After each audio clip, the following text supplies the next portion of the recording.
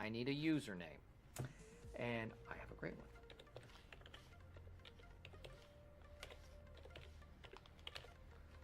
Little Kid Lover. That way people will know exactly where my priorities are at. By the way, he gave me permission to touch him. Actually talking about there at the NRA meeting that's today in Texas. Someone should bomb that building. Day 66, being a girl, and today I'm in nature. Trees, I love them. Water, lakes, I love them. Heels, they're my hiking heels. I love them. I'm shocked by it, so I'm up here bashing it because I don't like gay people. I don't like them putting chemicals in the water that turn the friggin' frogs gay. Do you understand that? Serious crap. Everybody is going to get to know each other in the pot. I'm serious about this stuff. What a stupid son of a bitch. I enjoy having breakfast in bed. I like waking up to the smell of bacon. Sue me. How dare you? And your favorite dish? My favorite dish? I like mugs because they're very comfortable in your hand and they hold hot things. Describe your perfect date. I'd have to say April 25th. I mean, this is... If I had a gun with 2 bullets and I was in a room with Hitler, Bin Laden, and Toby, I would shoot Toby twice. Okay, You were all right. being really funny, and then you went too far. It was bad. It was bad for Trump to meet with. To keep alive the truth and honor of the Holocaust, horror of the Holocaust. Fuck. Is it bad advice to say, like, go outside Ted Cruz's house and just shoot in the air? Yes. Yes.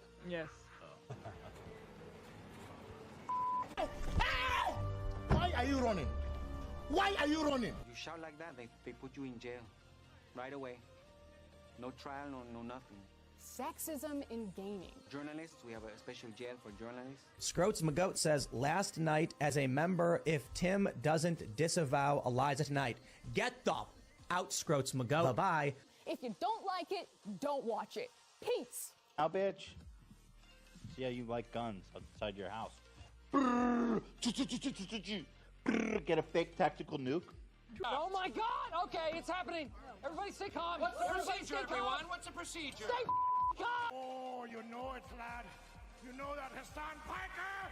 I'm coming to kill you in Los Angeles at your house. Or in the ring. No, in real life.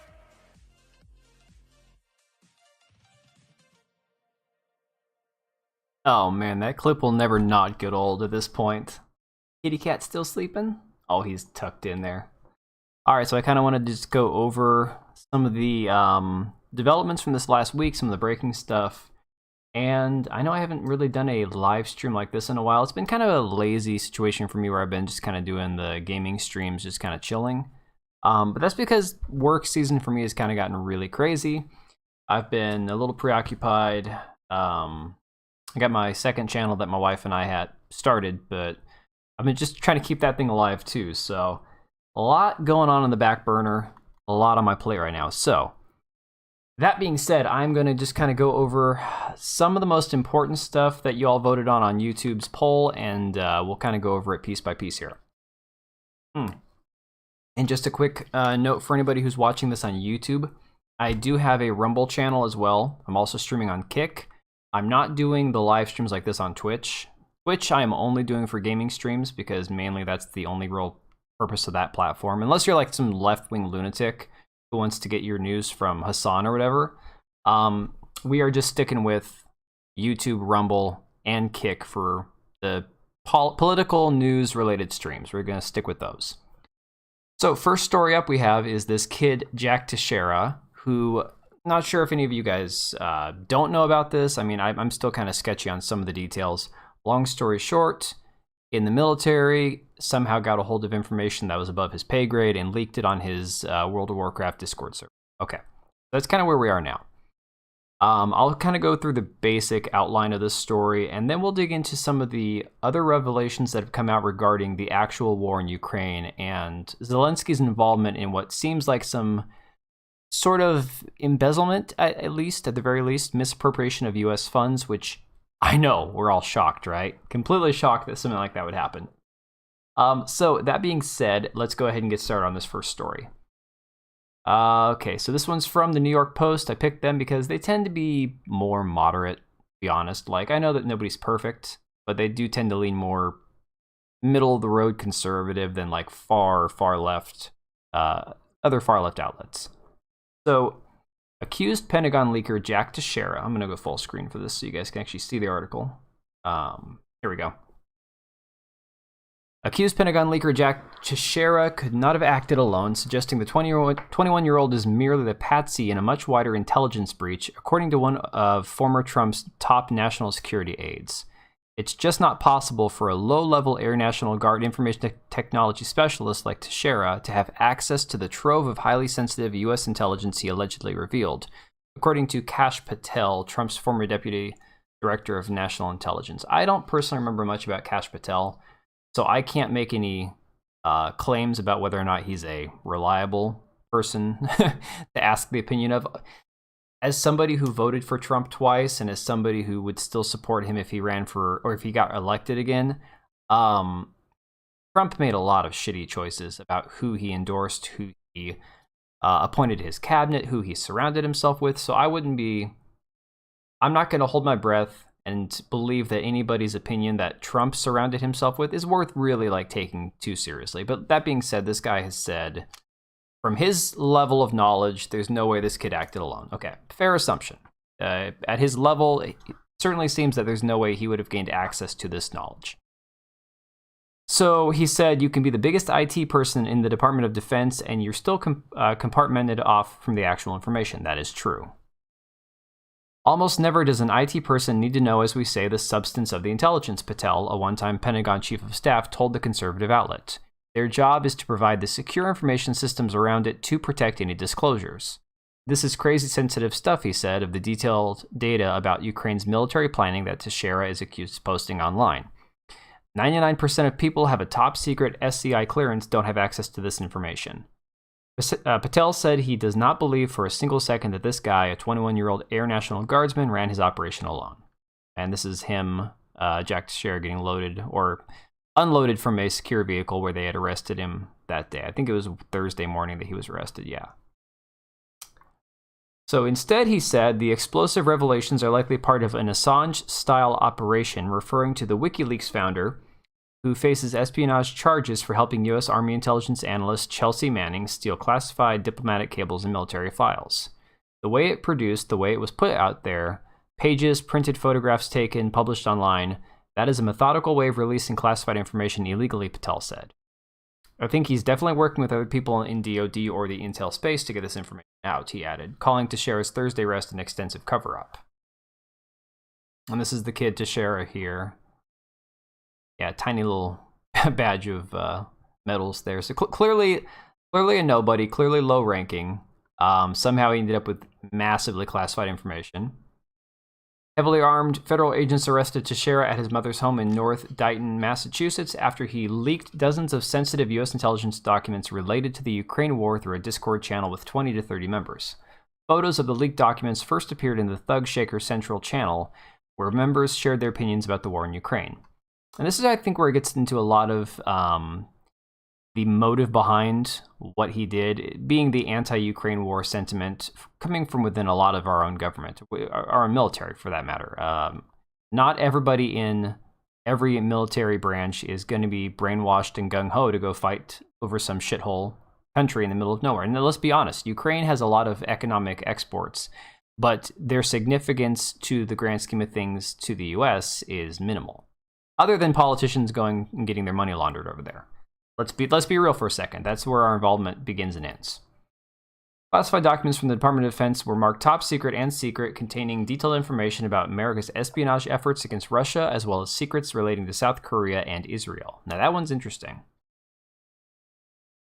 Wonder what kind of secrets about Israel were leaked, but I'm not going to go digging. I don't want to be one of those people that actually gets in trouble for, going and looking for it myself. Teixeira first began sharing descriptions of the classified documents in October before eventually dumping hundreds of the classified pages in the gaming channel. All right, now let's jump over to this other article from ABC. This is, again, more about the actual ability that he had to gain access to this information, given his security clearance was not nearly high enough.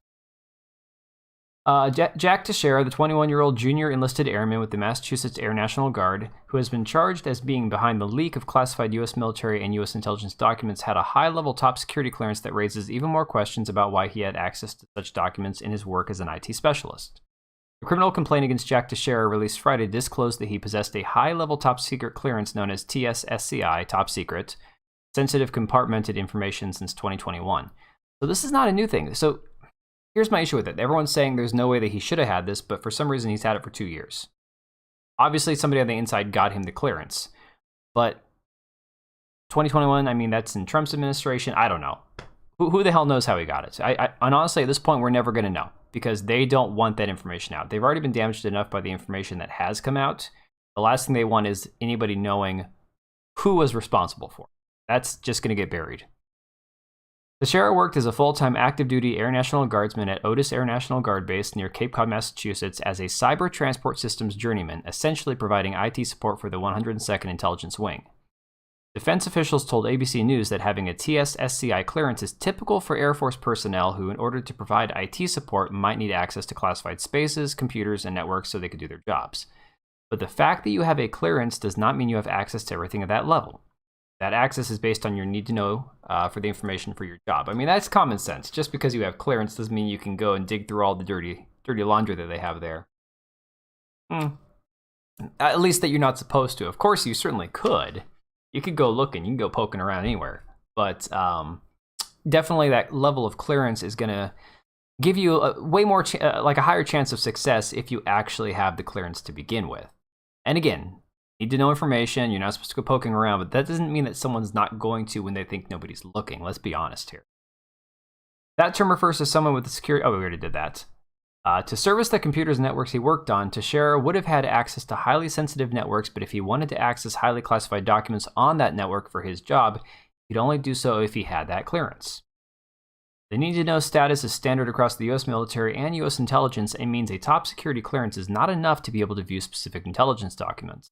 The criminal complaint provides a description of how investigators used information from an unnamed U.S. government agency that has access to logs of certain documents to track how Teixeira allegedly used his clearance in February to look for a specific document that he later posted on a small Discord channel the following day. So it's interesting. It's not like he had like a collection that was just kind of sitting there for 2 years. It seems like he was specifically seeking out certain documents. Another logging system from another U.S. government agency that can monitor certain searches conducted on its classified networks indicated that Teixeira may have been concerned about the initial news reports that classified intelligence documents had begun to appear on Twitter and Telegram. Teixeira, on April 6th, used his government computer to search classified intelligence reportings for the word leak, according to the complaint. Okay, so he was worried he was going to get caught, and so he starts searching for this term. That's very interesting. It's like, if you honestly believe that you've done something where you're going to get caught, why would you start digging? I mean, I'm not digging. Why would you start, like, using search terms? For example, the Casey Anthony, the chick that may or may not have actually, ended her daughter's life, the one that drowned in the pool, supposedly. But then there was all these searches for chloroform. I'm getting the story right? That was the same person. So the last thing you want if your daughter mysteriously disappears and turns up dead in a bag somewhere is to have terms like, how do you make chloroform on your computer? You would never want that in your search history. So to be the one that leaked this information, that somehow obtained this information illegally and have the term leak as a search term in your computer, not a good look. Let's be honest. The first public reporting regarding the government information appeared on around April 6th, 2023, it added. Accordingly, there is reason to believe that Teixeira was searching for classified reporting regarding the U.S. intelligence community's assessment of the identity of the individual who transmitted classified national defense information. Okay, so basically he was worried that they were onto him. Well, this article is worthless. So a lot of comparisons have been made between this kid and Vindman. Vindman, who was a name that didn't ring a bell right away, and then I started reading about him. I'm like, oh shit, I know this guy. So my thing is, I don't think we're ever going to see all of the information that was released regarding, or that was obtained by this kid and leaked. I don't know. Again, I haven't gone looking for it. I'm sure a lot of people have.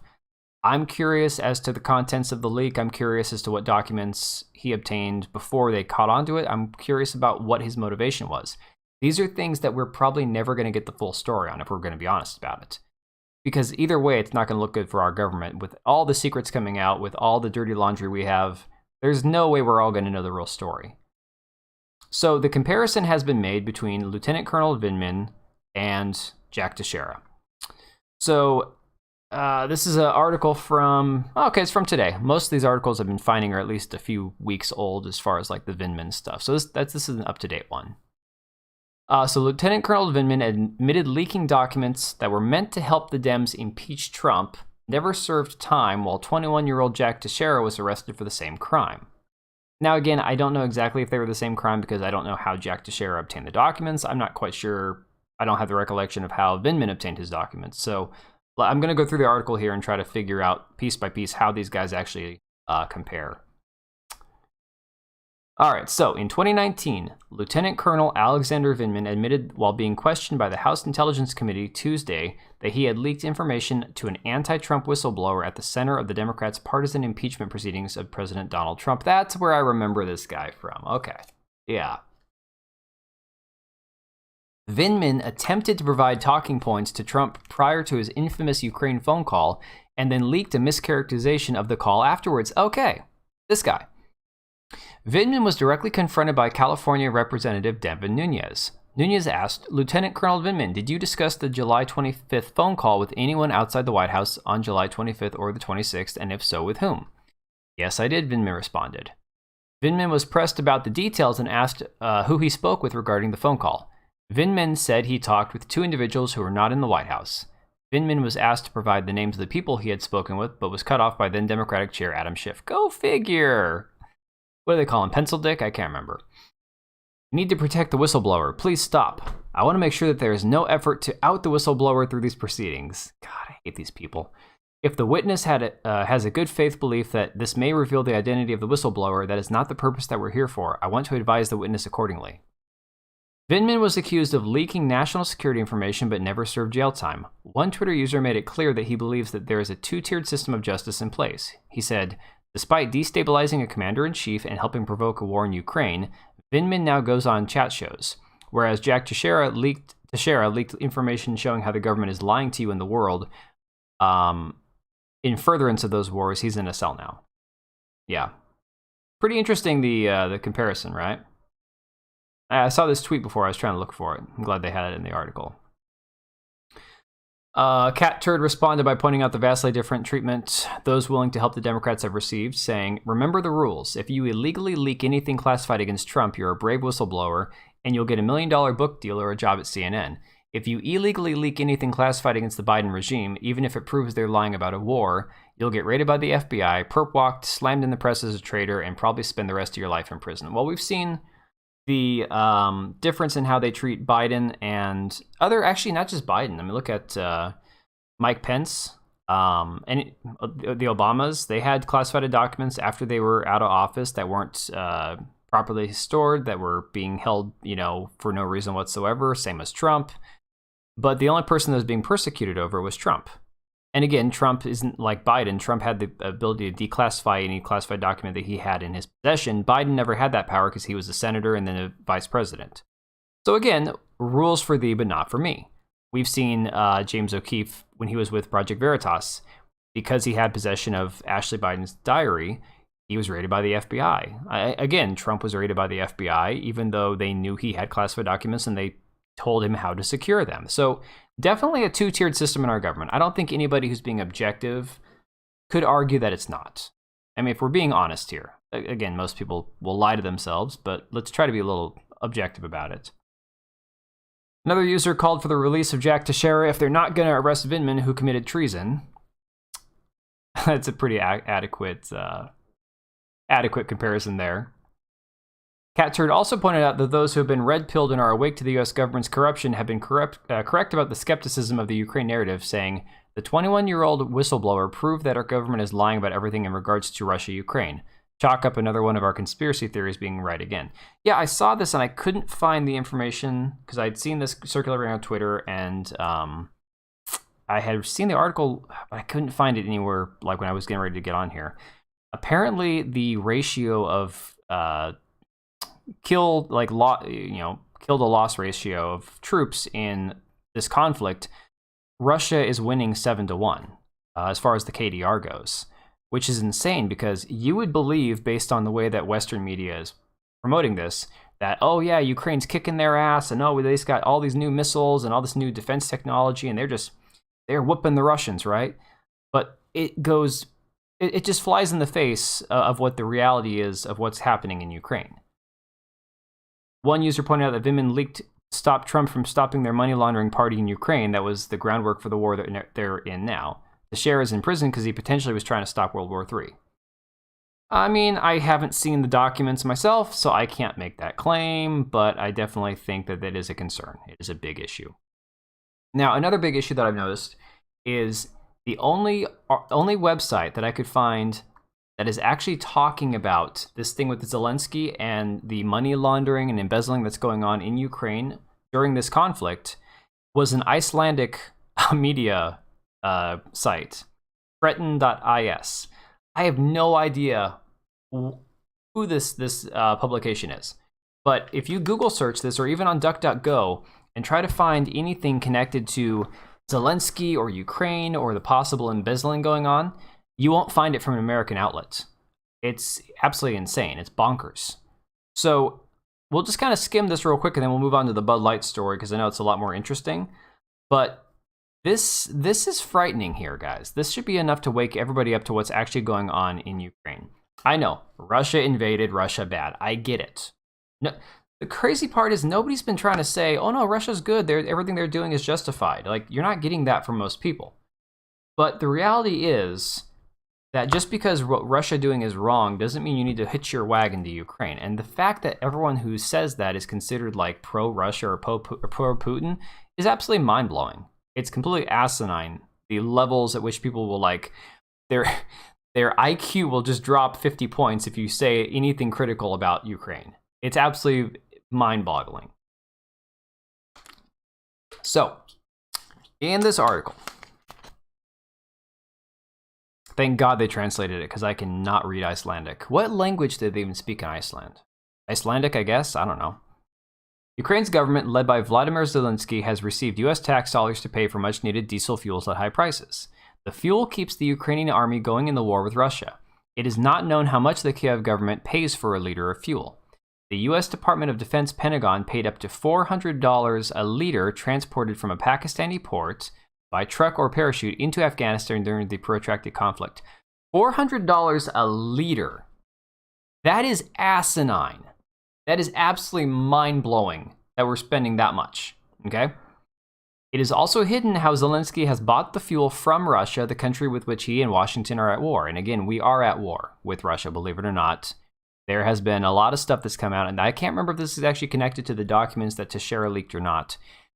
Things in the last few days where they have basically admitted that there are U.S. boots on the ground, U.S. forces in Ukraine, which is inevitably going to kick off World War III, whether we like it or not. Nothing we can do about it. We're just going to sit here and watch as the whole world just goes up in flames.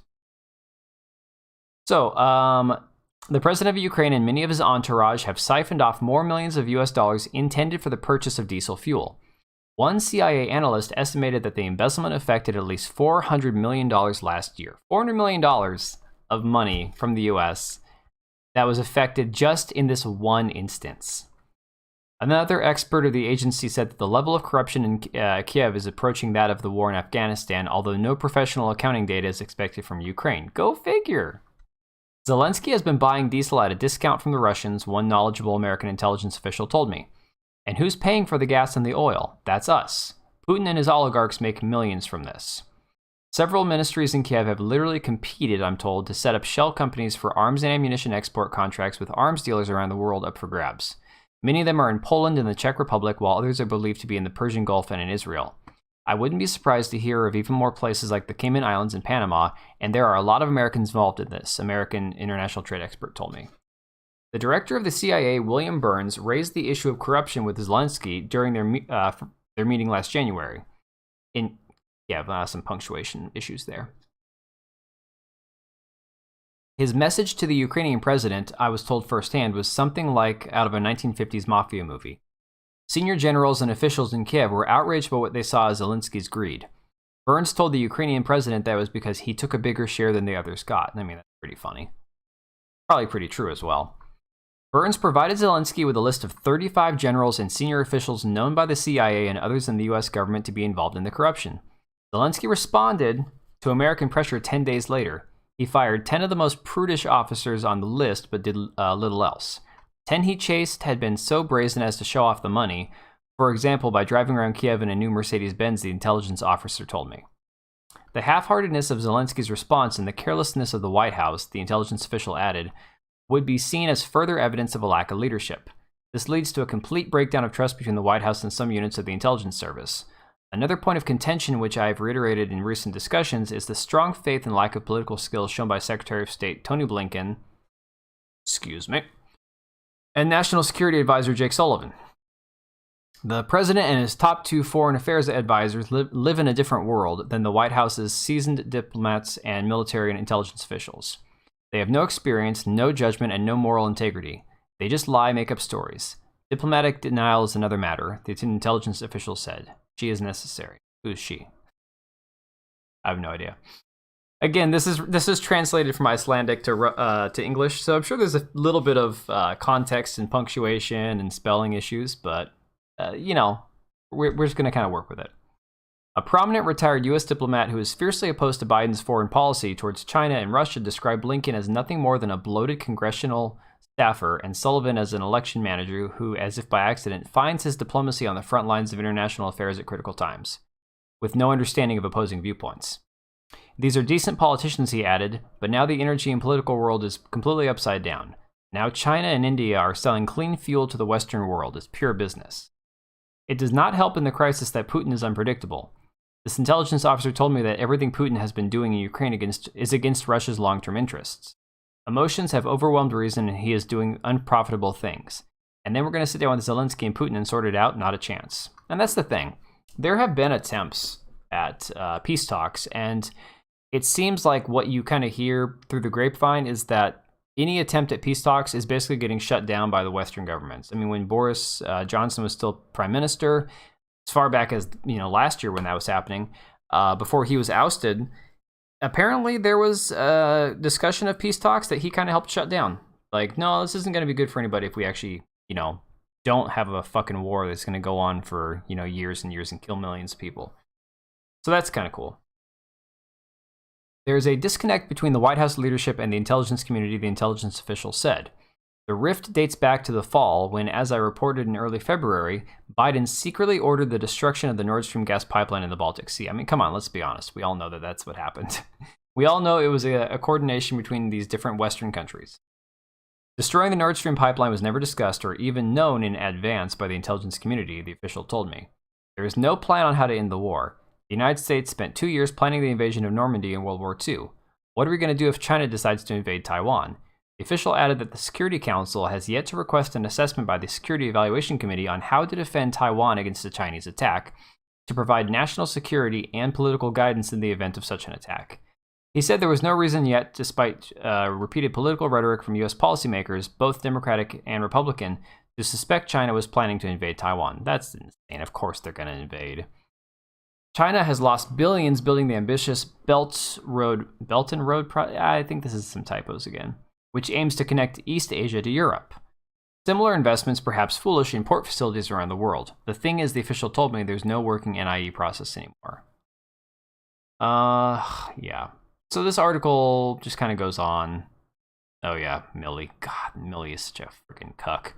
Anyways, it's pretty obvious at this point that regardless of the contents of Teixeira's leak, regardless of where it came from, there is a lot of shit going on behind the scenes that we're never going to get to know about, that we are just going to have to pretend that we don't know is going on. And that's the way that they like it. That's the way that the governments want us to kind of operate, is from a position of indifference or, what's what I'm looking for? Ignorance. Pure blissful ignorance. All right, let's go to something more spicy, something more interesting. The Bud Light boycott. The funniest thing about this boycott is, to be honest, I didn't really care.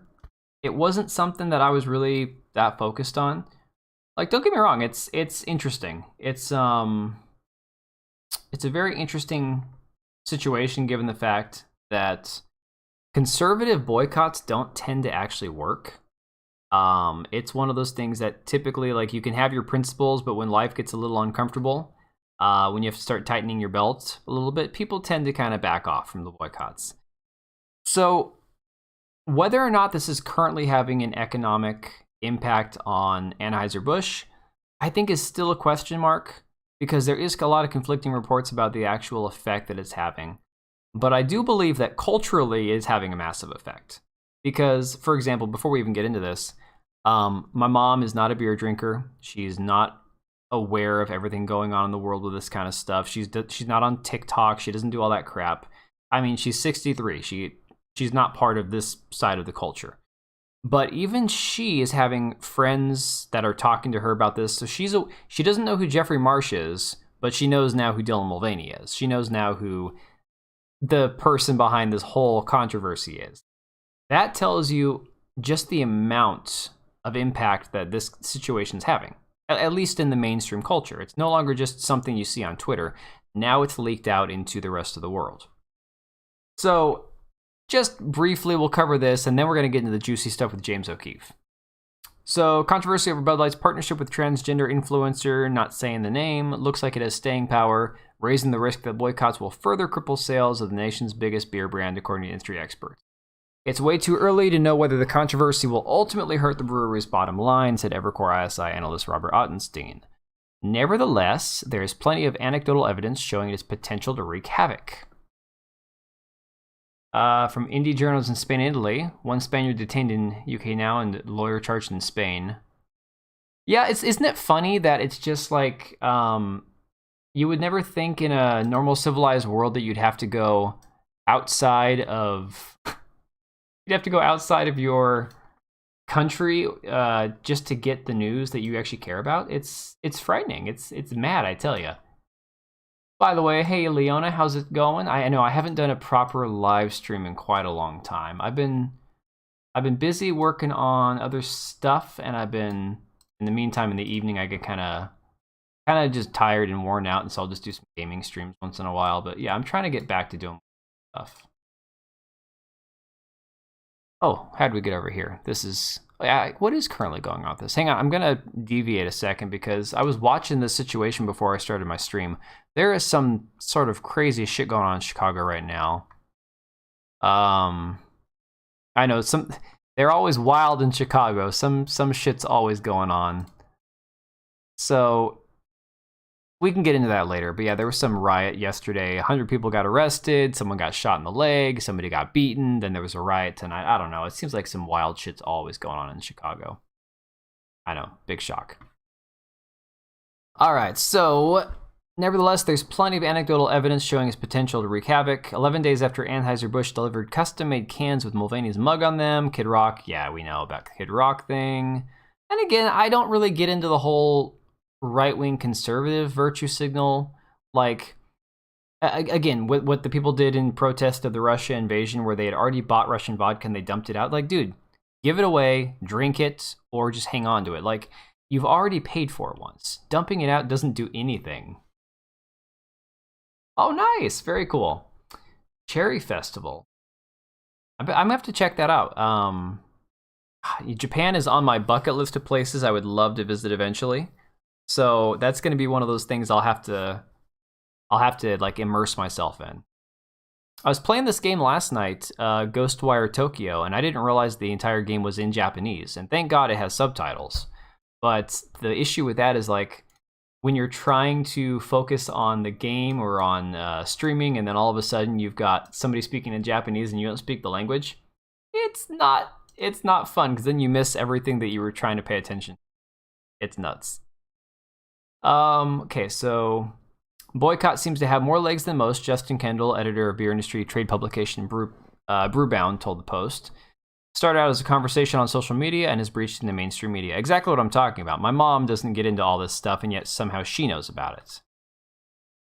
So, sales of Bud Light, whose share of the U.S. beer market is the nation's biggest at 10.6%, which I find crazy. Bud Light is literal trash. It tastes like horse pee. It's god-awful stuff. And I don't even drink beer that often. I like really nice beers. I like Leinenkugels, once in a while a Blue Moon. Not a big fan of Blue Moon, but like once in a while it's okay. Once in a while a Guinness, like when the cold months. A good Hefeweizen here or there, something. But I'll drink Budweiser if it's literally the only thing that there is to drink. But I do not purchase it for myself. I think it's garbage beer. We're down 0.4% to 974 million this year through March 26th, compared to a year earlier, according to Circana, which tracks millions of consumer products across 500,000 stores. So Modelo Special was up 11.1%. So by contrast, okay. Bud Light's the best-selling beer in the country, Kendall said, but it remains to be seen whether the drinkers who say they're going to never have Bud again actually follow through. And that's the question. Is this actually going to maintain? Is there going to be any validity to it? Are people going to hang on? Oh, God, this story.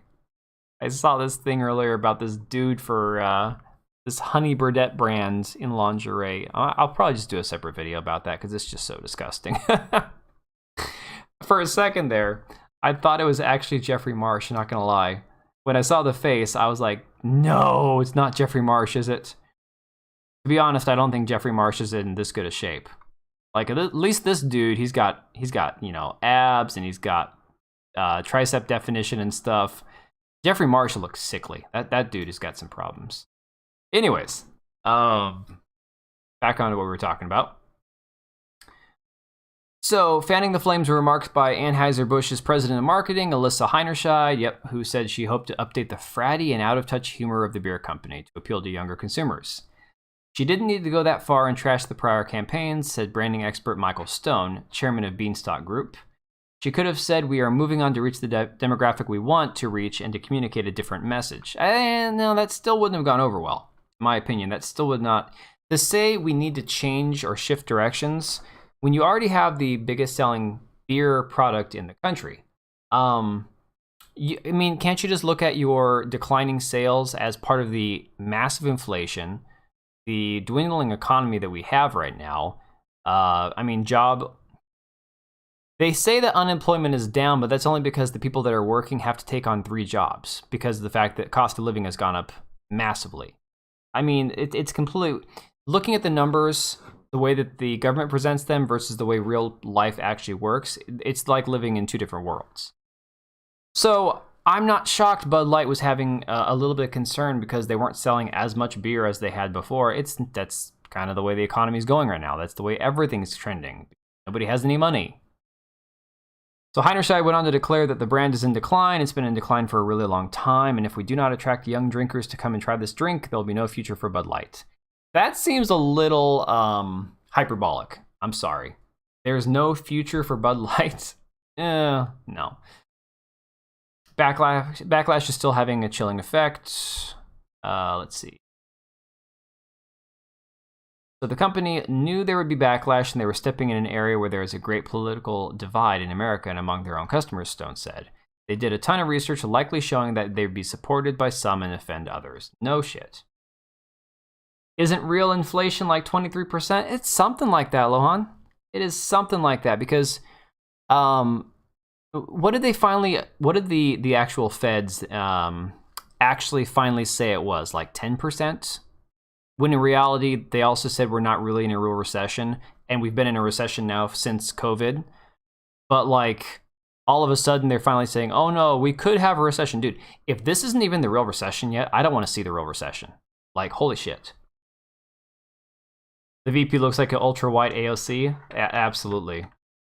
Like that kid who leaked the classified docs? Yeah. Oh, the funny thing, though, is they have not canned her yet. She did remove her LinkedIn profile. She deleted that. But she is still there as far as all the indications are. So it would be smart of them to make her the fall guy, to kick her to the curb.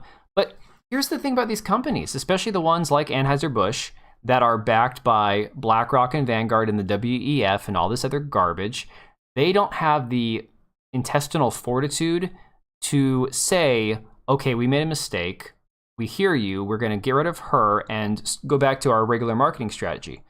They can't do that because they have been basically ideologically taken over by the propaganda that they are forced to spew because of who they're funded by.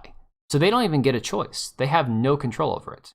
So, I mean, they're basically damned if they do and damned if they don't. At this point, they can't back down completely. So instead, they issued the half-assed apology, which I think is my next slide here. Oh yeah, okay, so from the Washington Post, which I hate using, but it was the first link that popped up. They issued this half-assed apology on Friday, which I find fantastic because they knew exactly what would happen. They'd say the apology, they would, you know, try to move on with the rest of their week, and it just wasn't going to work for them.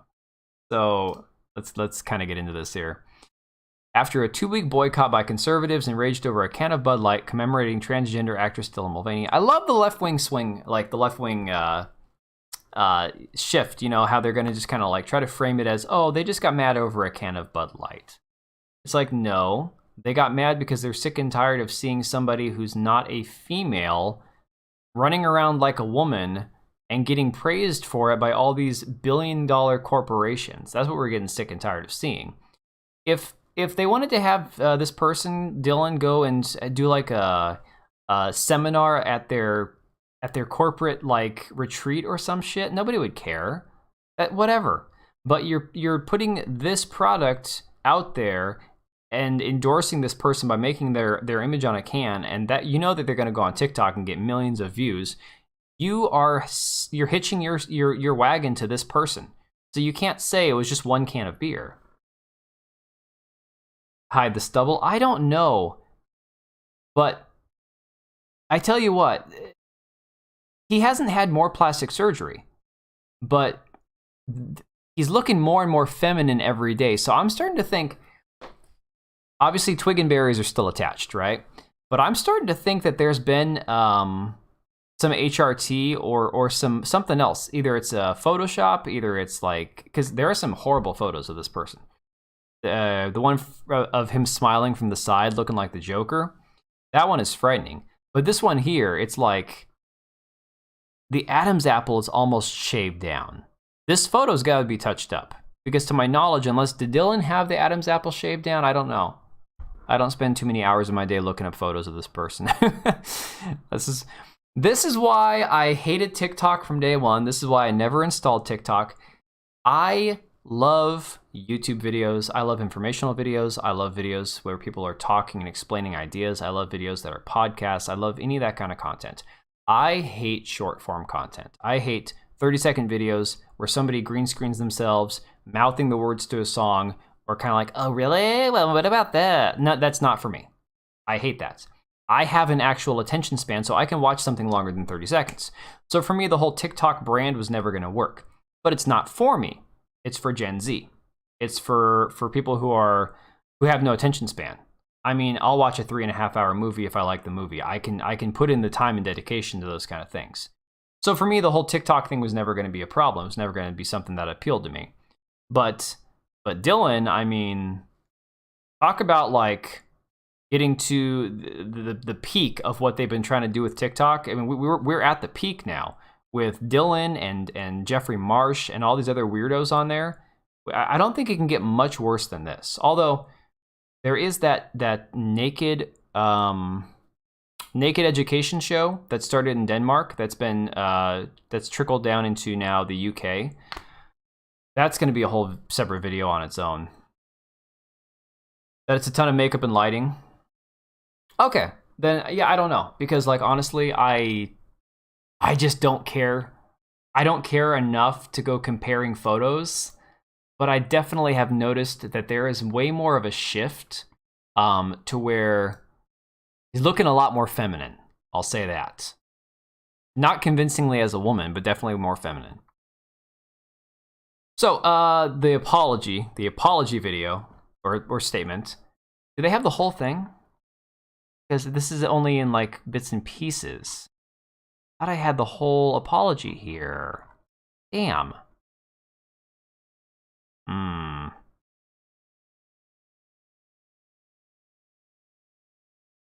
Okay, here it is.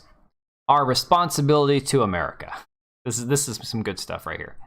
As the CEO of a company founded in America's heartland, yes, founded in America's heartland, no longer an American company. Very important to distinguish the two.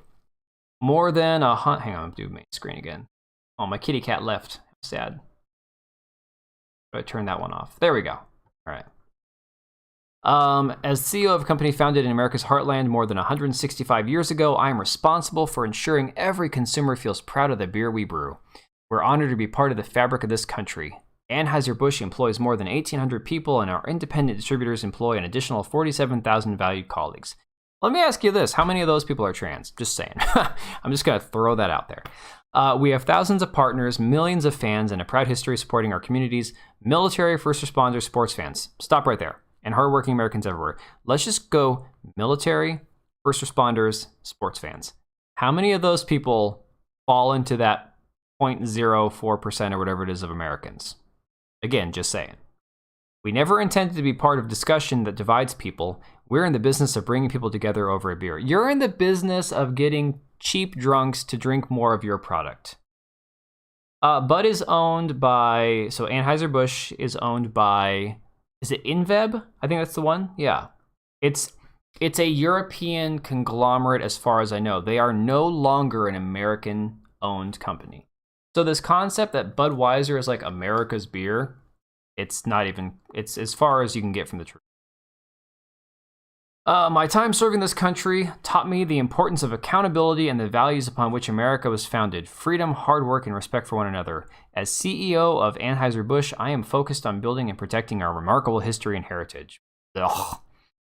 I care deeply about this country, this company, our brands, and our partners. I spend much of my time traveling across America, listening to and learning from our customers, distributors, and others. Moving forward, I will continue to work tirelessly. Excuse me, I'm tired. I had dental cleaning this morning, and my God, she took the hook over my teeth so many times I can barely speak right now. Moving forward, I will continue to work tirelessly to bring great beers to consumers across our nation. How about you start with making one good beer? So, the CEO of Anheuser-Busch, ironically, let me see if I can find, let me grab a new browser. Take it over here for a second. Somebody had pointed out that the CEO of Anheuser-Busch, I think I bookmarked it. Let me see real quick. God, I hope I bookmarked it. Where is it? There we go. Okay. Benny Johnson. Love Benny Johnson. I don't watch enough of his stuff. Benny Johnson is really cool. Just throw this up right. Can we get this in between? Yeah, there we go. Sweet. Hey guys, I think I found the problem. The CEO of Budweiser is a CIA operative. No, really. Check this out. This is fantastic. So this is Brendan Whitworth, the person that wrote that apology letter, or at least whose name it was penned on, right?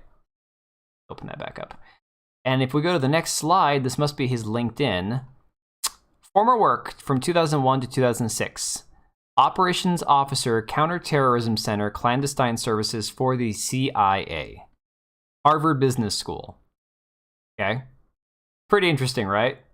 Now, apparently, he says, please see for yourself, linkedin.com, Brendan Whitworth. And then a little bit further, update. Budweiser CEO Brendan Whitworth just deleted his account when exposed as a CIA agent. So, this goes right hand in hand with what everyone is suspecting. I know I've seen Melanie Mack and a lot of other people on YouTube point this out, that there is some sort of intersect between Dylan Mulvaney all of a sudden appearing in Nike, on Budweiser, Tampax, all these companies, right? And going meeting the president and the White House and being like this correspondent for the Democratic Party and this whole trans movement. All of a sudden, like, you feel like it's kind of artificially propped up, right? Because all of a sudden he's just getting more and more popular out of nowhere. And then all of a sudden you start connecting the ties with companies that are connected with actual three-letter agencies in this country. It's getting kind of freaky. It's getting really weird. What's the next slide we have here? So, moving on. So we've kind of gotten through the whole Dylan Mulvaney, the Budweiser beer can, the Budweiser apology yesterday.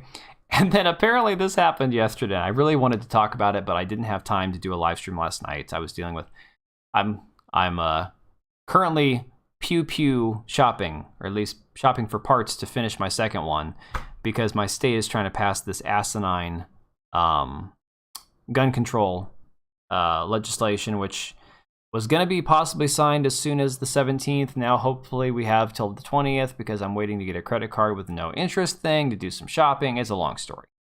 So I was working on piecing together some parts last night. So I didn't get a chance to do this video or do a live stream about this, but I have not watched the James O'Keefe video yet. So I'm going to get this like firsthand with you guys. So here's what happened.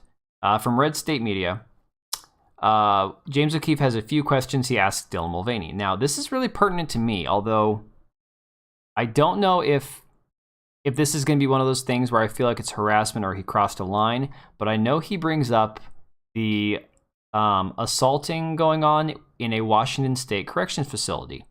Fun fact, I live practically bicycle distance, or if you want to go for a hike, next to that correctional facility. It's about 10 minutes for me. In fact, it's the one that Mary Kay Letourneau was at. If you all remember Mary Kay Letourneau, she was the teacher who famously had 1 or 2 children with her student back in like the, late 90s, early 2000s? That correctional facility is the one that he asks Dylan about in this video. I literally live 10 minutes from it. It's the freakiest thing. So, transgender influencer Dylan Mulvaney has been at the center of controversy over the past couple of weeks due to his relationship with Bud Light. Bud Light recognized his 365 Days of Girlhood with such a freaking joke, okay? Think about it. Dylan planned the 365 Days of Girlhood to end during Women's History Month.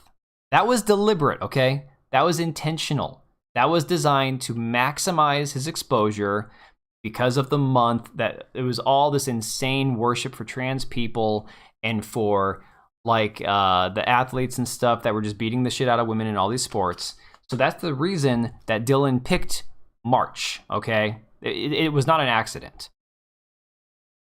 So with a special canon, Mulvaney mocked women, making them into characters, and himself pretending to be a little girl. It's also true. He has done this before with his weird-ass videos he's made. Bud Light's been hit with a huge backlash over that relationship, with their stock dropping in value. And again, I don't know that you can point to their stock dropping right now as being connected. You can assume it's connected, but until we see like their next quarterly reports, their next earning calls, how their stocks fare the rest of the year, we just don't know yet. Again, a small drop in stocks could be, I mean, look at the stock market right now. It's down horribly for the last 2 years. Something will go up and then all of a sudden it comes crashing right back down. The stock market is in the shitter right now. But it is possible that it's having an effect. We just don't know. There's not enough concrete evidence yet, and it's going to rely on people actually continuing the boycott, which again, unfortunately, right-leaning people are not very dedicated to like keeping up the fight. You know, it's unfortunate. They kind of run out of steam too fast. Their CEO delivered a sort of pointless word salad of a statement. Yeah, we just read that. James O'Keefe, who now has his own media entity called the O'Keefe Media Group, went to the Four Seasons in Beverly Hills to ask Mulvaney a few questions. All right, so that's kind of where we are now. Let's go to the next one that actually has the video. Again, is it the 6 minute? Okay, the 6 minute one is the Washington Correctional Facility. So this is the one we want. Unmute. I'm going to go full screen on it. And I'm going to listen in with you guys. I'm going to go and turn it up too. I know it's probably not loud enough. Turn this all the way up here. I'm James O'Keefe with OMG News outside the Four Seasons Hotel in Beverly Hills. Dylan Mulvaney is inside the women's restroom right now, so I'm going to ask him for comment about our story regarding women being raped in prison by men claiming to be transgender. Here we go. Dylan, this is James O'Keefe. Okay, now to be fair, before we even get started, I understand where James is coming from, and I agree with him that women have no place men have no place in female prisons, like no place in females' restrooms, all that kind of stuff, right? 100% on his side on this. I don't know that that's the best way to approach this conversation. There are so many other things he could have asked Dylan. Like, he knows he's not going to get a response anyways. There are so many other pertinent questions he could have asked Dylan about taking sponsorships away from women, taking sponsorships away from actual biological females. I think he could have gone a different angle with it. It's just my 2 cents. I don't think he's wrong. At least we're going to watch and see how this whole thing unfolds. OMG. Women are being raped in a prison in Washington State by men claiming to be transgender. There's footage of them talking about the rape. Do you have a comment on the story here of the women being raped by the men claiming to be transgender? Yeah, exactly, Dylan. James O'Keefe, OMG News. What do you think about the women who are being raped by the men who are transgender. Do you have a comment about that? Please don't come in the elevator with me. What do you think about, what is your comment to the women who are being raped by men claiming to be transgender, Dylan? So we're here with Dylan here. Haven't had much Bud Light recently, but we're very interested in the women's prison. Dylan? Okay, now that was funny. I'm sorry, that was funny. Okay. She did go into she went into the women's restroom. What the hell are you doing? This is a women's bathroom. Trying to show them the footage. We're gonna watch this video next. No comment here at the Four Seasons Hotel in Beverly Hills? All right. I wonder where she's going. He's going. Yeah, it's your grandma's hairstyle. That's hilarious. Do you guys have any, like, O'Keefe beer? O'Keefe beer? You have any O'Keefe? No O'Keefe beer? Do you guys have O'Keefe beer? You don't carry O'Keefe beer? You know when you'll get a shipment in? I mean, obviously, most of that's just him trolling.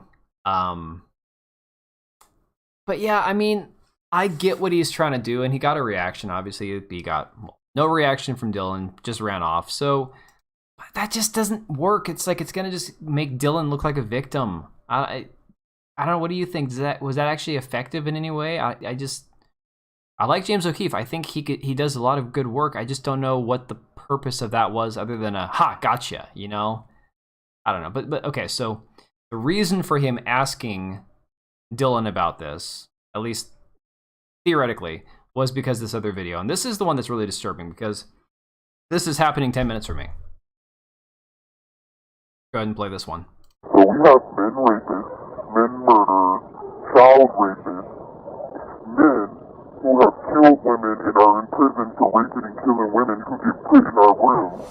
James O'Keefe, OMG News here. Have you heard of the Washington State Correctional Center for Women, which has been in the news for its policy to place men who identify as women in the same prison, sometimes even the same cell as biological women? Imagine coming to your room one day and you're in close custody and you turn around and there's a man standing up peeing in the toilet because you have the bathroom is in your room and CCU. What? There's nothing you can do. What you just heard and what you're about to hear are multiple inmates describing their experiences with transgendered women, formerly known as men, within the women's prison. WCCW has been the tip of the spear with... I think it's worth pointing out, too, because I watch a lot of Lotus Eaters. I watch a lot of coverage about what's going on in the UK and Europe. This is not just a new problem for Western governments. This has been going on for a while. There are a ton of cases in the UK where there are female prisoners who have been raped, gotten pregnant, attacked by men who are claiming to be transgender, and then they get put in the female prisons, and then this, of course, happens. So I think this is a new thing for the US, although there are some other cases of it happening, but this is going to be a new phenomenon that we haven't had to deal with yet. Inclusivity in the prison system. To protect the at-risk individuals involved, we've taken steps to conceal the identities of the sources and the inmates. I know there's some having sex with women.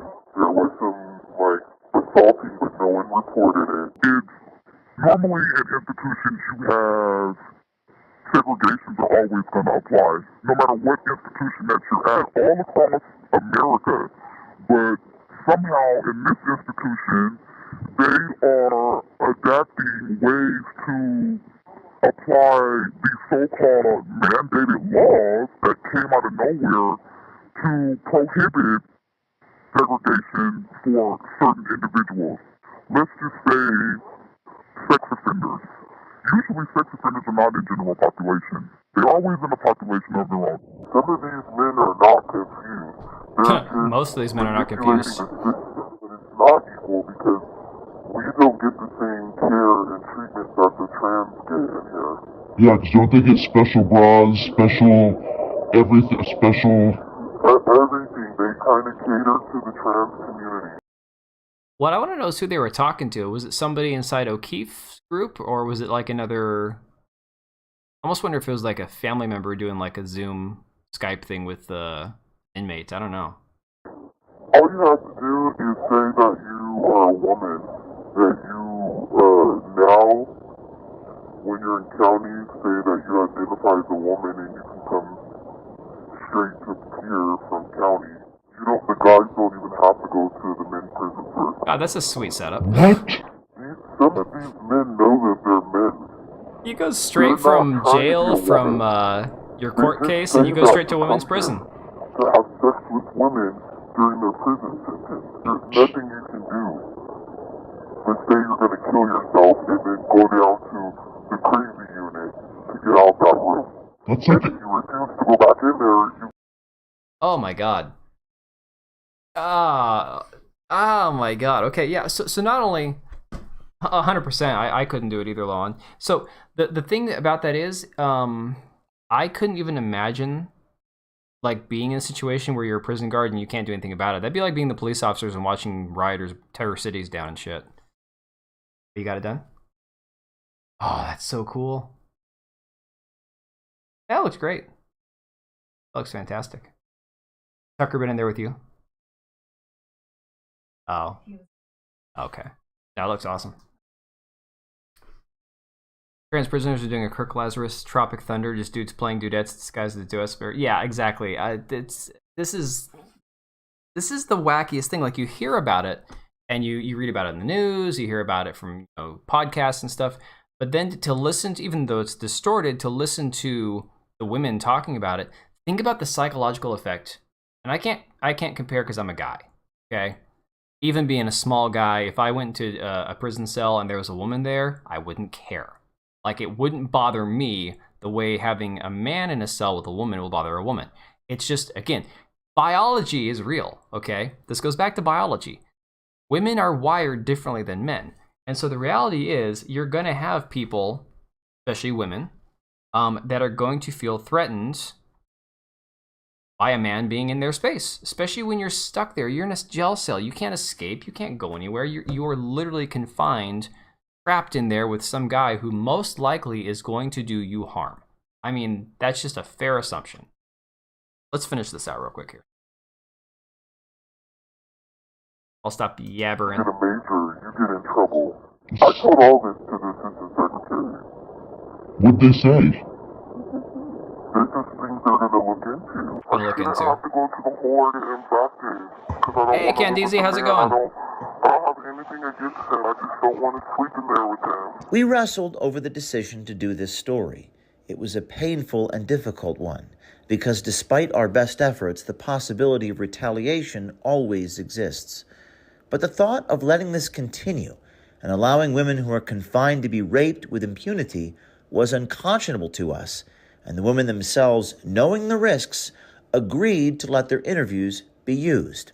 My safety is now in jeopardy because I cannot voice my freedom of speech, but it doesn't apply anymore because now they're implementing this new gender equality role that forces us to conform to what they want us to believe in about the transgender. I've heard some of these men talk about how they would want to get a girl pregnant so that the girl could form a lawsuit against WCCW and say that he raped her and he's willing to go along with it.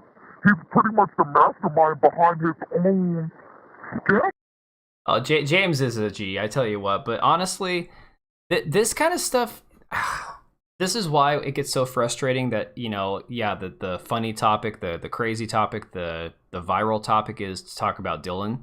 When this is the reality, that fuck Dylan for 5 seconds. Okay, no, not literally, but you know what I'm saying.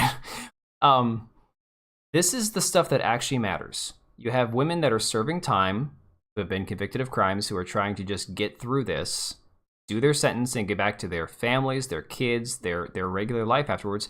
I mean, look, this is not a corrections facility. This is, like I said, this is just down the road from me. This is not a place that they put like mass murderers and stuff, okay? Yeah, there's probably a few in there, but it's just a correctional facility. It has a fence around it. Yeah, it's got barbed wire, but they have a little garden. They've got a playground. They've got places for the inmates to visit their kids. It's set up to try to make it as like rehabitable as possible for people to get done with their sentence and go back into society. All done on purpose. Can it help with deterring women from committing crime out of fear of going to jail and bunk?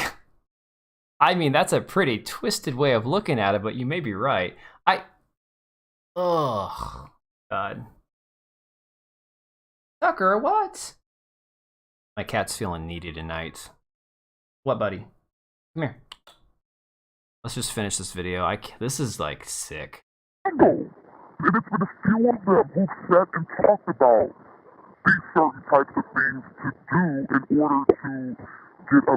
So the slang word that they're calling it is $1 million baby. $1 million baby play. That's the slang term that they're using. And this is something that you really, really need to raise awareness to. A lot of the men in the men institution are literally coming up with strategies in order to conform to the transgender thing. They're taking all the necessary... Hang on a second. I'm confused by that terminology, though. Democrat states allow this. I mean, I'm sure some red states do. I mean, look, the reality is... I know, Leona, I know that you're in Japan, but the U.S., it's like... It's so fractured. I was talking with my mom about this at work the other day. We were talking about certain states, and I'm like, well, you realize Georgia's a purple state. She goes, really? Georgia is really conservative? I'm like, yes, but Georgia has a large population in Atlanta that are all very liberal. And so there's a lot of states that are all very purple. Very purple.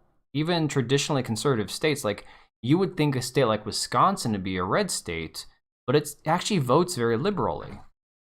Oh my God, Tucker, no. You're clawing the couch, buddy. My cat's got the crazies.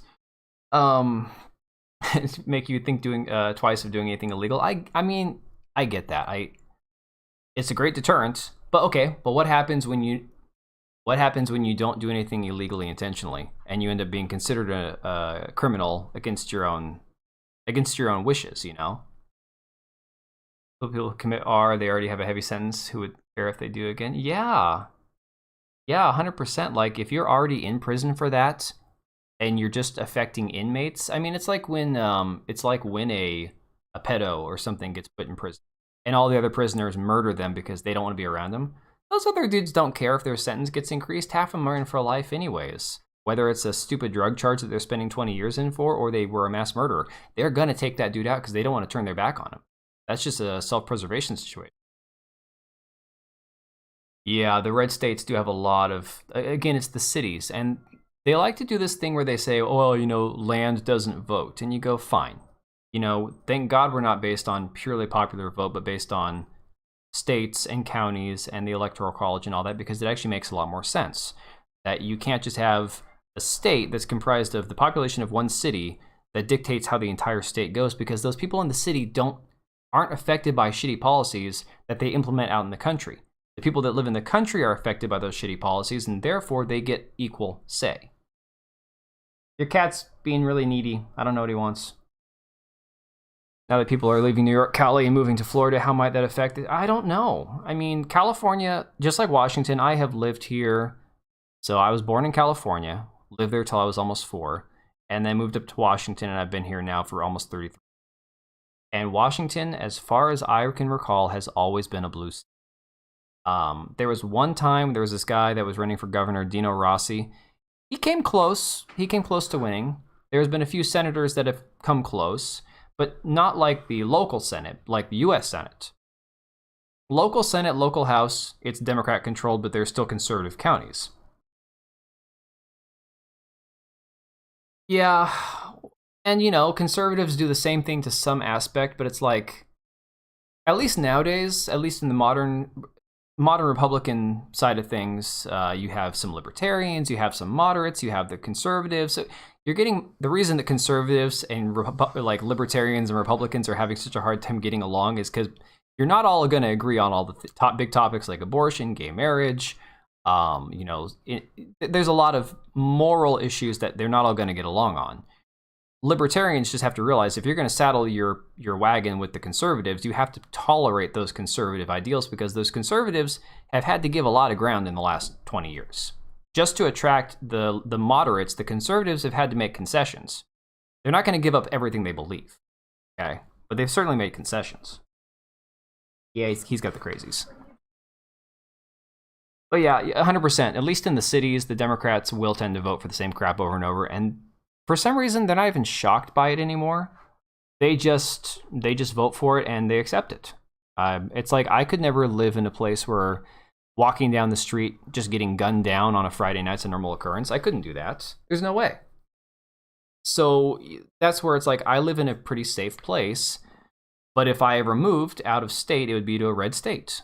We've talked about Idaho. We've talked about Texas. I don't really want to do Florida. That's just too muggy. Too many hurricanes. Very set that they have to, in order to get on the applications and the lists and things like that, to go through the whole process just to get here, just to do that. We don't have a voice. We don't have a leg to stand on. Anytime we voice these types of things, we are met with ridicule, targeting, bias, punishment. Oh God, I feel sorry for you. Solitary confinement. The medical here at WCCW is the poorest in the country. We don't get our needs met. The men have better action at getting all of their needs met versus a woman going through menopause. She can't even get an estrogen shot for her menopause. Oh, that's sick. And the different things going on with the woman's body, but the man that is sick. No, that shouldn't even be in America. And I know America is the land of opportunity and dreams and all of that things, but no. Our hearts go out to the trans community as they are under attack right now. I know, but what this is a a president shitty thing. who has said My many God. times before he has their backs. He will continue to have their backs, and he will continue to fight for them. And his record shows that. We reached out to Washington Corrections Center for Women, to Public Disclosure Coordinator Melissa Johnson for comment, and we still have not heard from her. Perhaps the citizen journalist OMG Army could raise some questions and ask for comment themselves. I mean, this kind of makes me want to grab a camera and go find this woman and ask her some questions myself. And again, I am not the person that tends to feel sorry for people who have put themselves in situations where they're, you know, spending 20 years in for stupid choices that they made. I get it. Not all crimes are created equal. Not everybody should spend their whole life in prison. I don't believe that the prison system we have today is like perfect by any stretch of the imagination. But there are definitely situations where you make your own choices. You make your bed, you have to lie in it.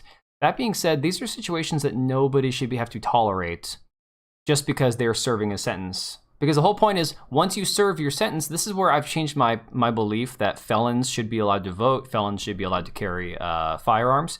Once you've served your sentence, you should be free to go live your life like a normal human being. You should get your rights back, in my opinion. And apparently, I guess you have to buy your rights to vote back. I can't remember. That was one of those things with LeBron. Fort Worth in the country. All the tech jobs are in the city, so you'll have to commute. Yeah, I know somebody. He's actually a truck driver for our a shipping company that we use for our business.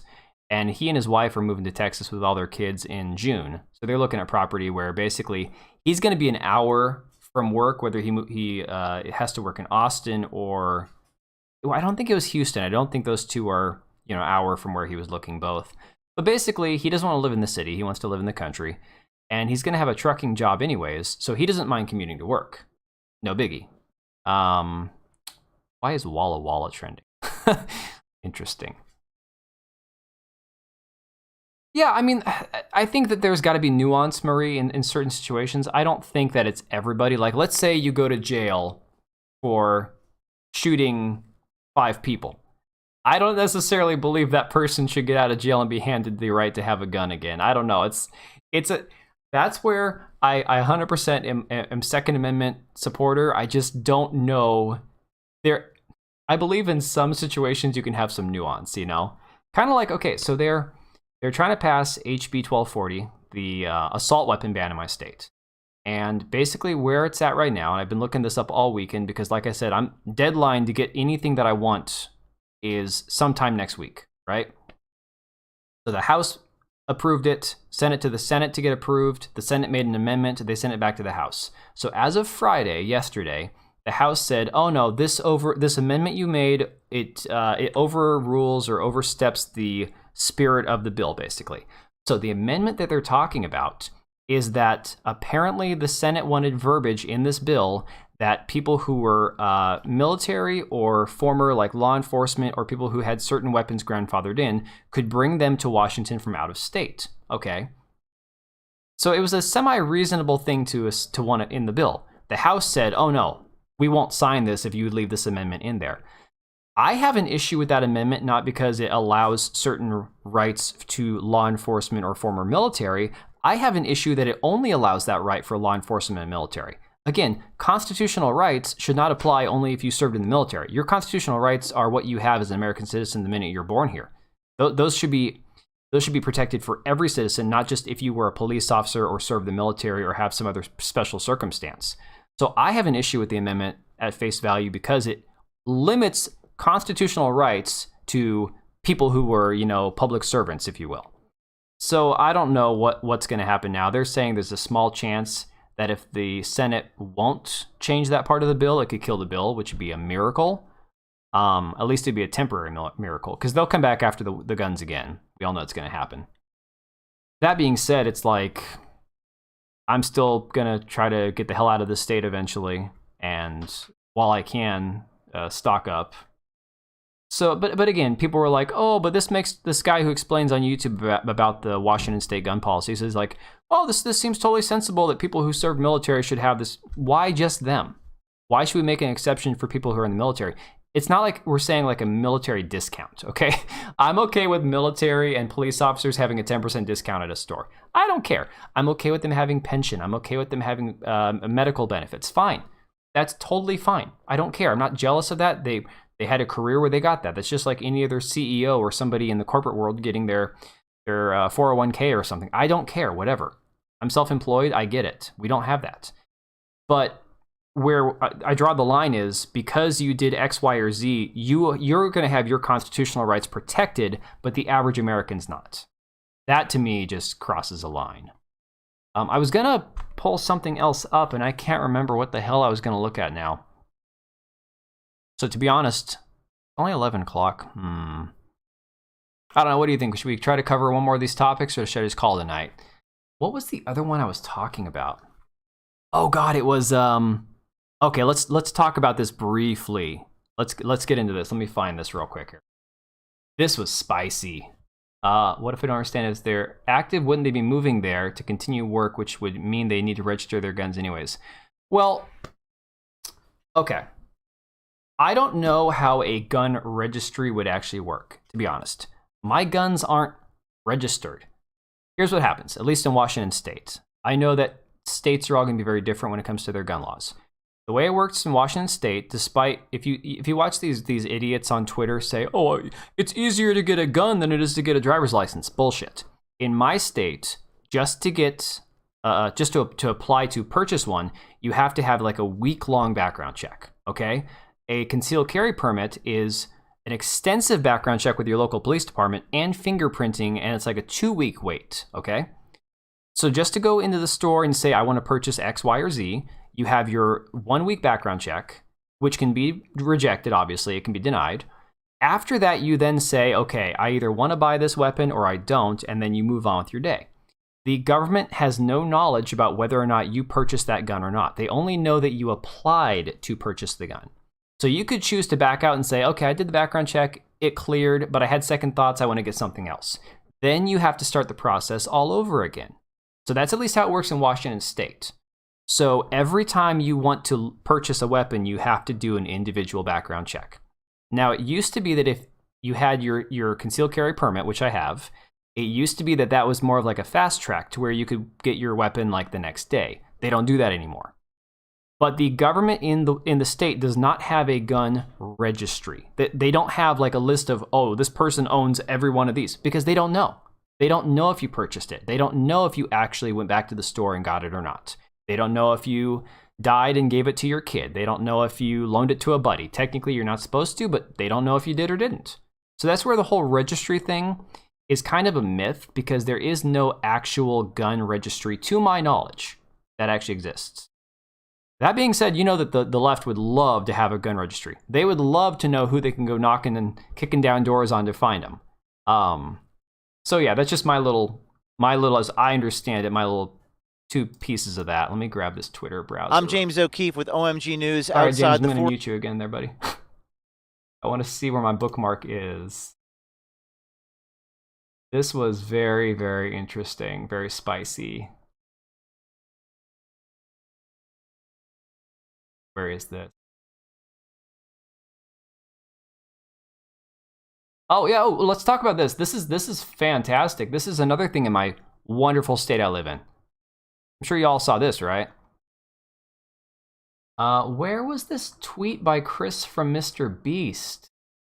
Can't find it anymore. I'm so sad now. This is terrible. Oh well. We'll just go with this.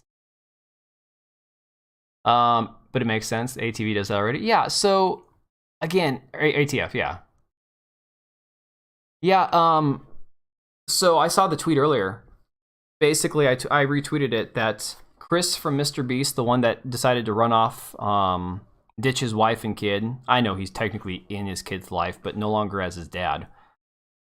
Decided to tweet the morning of the Nashville shooting. Okay, I'm talking 12 o'clock in the morning. He put out this tweet that was basically, you know, all this anti-trans stuff is eventually gonna make some people do some things. And then a little, like, gun emoji. Yeah. And then, what, 8 hours later, 10 hours later, that Ashley, what's her face? Audrey Hale went and did the school shooting. So it's like, I'm not saying that his words led to her doing actions, but it is very interesting that there's so much. Did I see the heels? No. Oh, God. I'd have to go looking for that. I don't think I want to see that. All right, so yes, this is another fantastic thing in my state. I swear to God. And this is talking about California, but my state's already done the same thing. So it says, we've all heard about the trans genocide, the literal extermination of transgender persons through legislation that bans minors from receiving gender-affirming care that could alter their bodies for life and leave them sterile, which is 100% true. Anybody saying that HRT or any of this crap is reversible is an idiot. A number of states have passed such laws, but other states have swung in the other direction. California Senator Scott Wiener, we are so sick of this guy, proposed a bill that would make the state a transgender state of refuge. Okay? Our transgender state of refuge, and this is from Scott Wiener here on Twitter, ensuring families with trans kids can seek refuge in California if other states criminalize them for allowing their kids to get health care, just passed by its final assembly committee and heads to the assembly floor. Okay, so that just makes them put his kid in heels? Oh, God. Wait, Chris put his toddler, his 2-year-old in heels? Holy shit. So here's what we have in Washington State. This is even worse than what they have in California. From Jason Rants. Washington Democrats just passed the most extremist bill in the country. If a minor runs away from home, they can receive gender-affirming care, including surgeries, without parental consent and without the state being compelled to tell the parents where their child even is. Let me see if I can pull this up here. There's a full twed. Though Democrats will tell you this is to protect trans kids in abusive households, there is no requirement that abuse even be alleged. They define a compelling reason to keep this from a parent as a youth is seeking or receiving protected health care services. Protected health care services means gender-affirming treatment as it's defined in RCW 7409-675. Yeah. Absolutely insane. That includes facial feminization surgeries such as tracheal shaves, mastectomies, breast reductions, or breast implants. Democrats believe if you even question your kid's newly claimed identity, you are abusive. They don't stop and think about whether or not they're pushing these kids into taking these positions. Schools keep gender identity from parents. Are you sensing the trend? Yeah, I think we've all caught on the trend for a while now. Democrats are destroying families in irreparably, I think he meant irreparably. I don't know, harming children. They do not care. They can claim they're helping all they want. They're using your kids to show how evolved they are on gender identity. They won't be there for your broken child if and when they have regrets. And that is proven by the level of vitriol you see from people that they throw at the detransers, people who are no longer transitioned, people who have detransitioned, people who are saying, I was talked into it. I wasn't ready for this. This was a mistake. It did way more harm than good. All this stuff. Those people are like third world citizens to the trans movement. Once you're no longer part of the ideology, if you are an apostate where you're like speaking out against it, they just cut them off. Oh yeah, why can't I say this word? Irrevocably.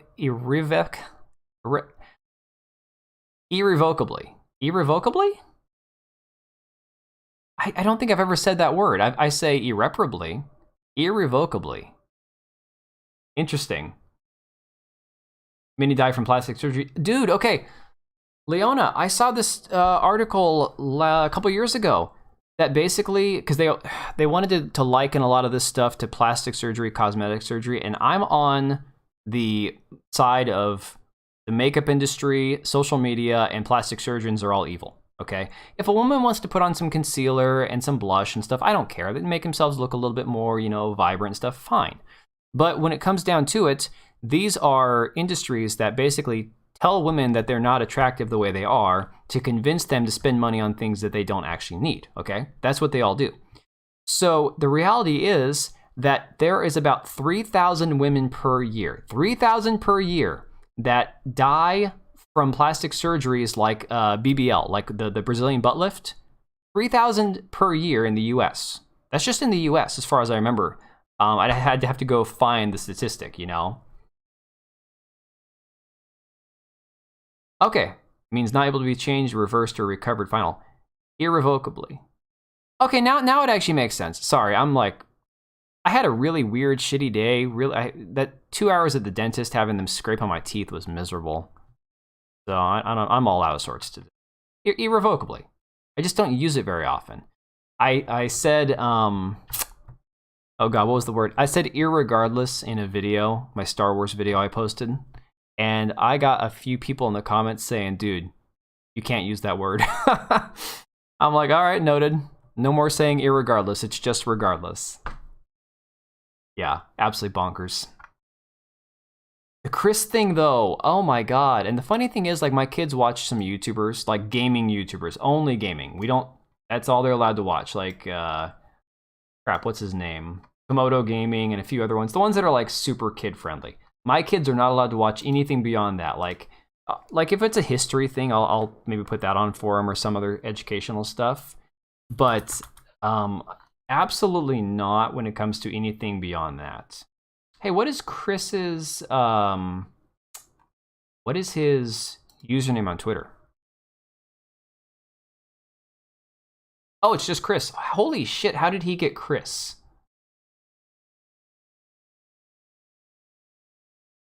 And where's the video at? Dude, Chris hasn't tweeted since April 11th.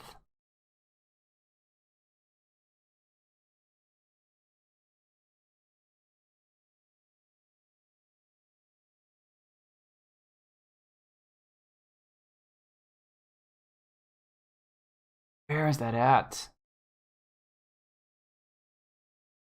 Yeah, no, I found his Twitter feed, but I can't find the tweet. Like the last tweet he put up was April 11th, talking about it's like a suicide prevention thing from somebody he knew. But like he's replied to somebody, this guy Yoxix, the one that he threatened to sue but joked about.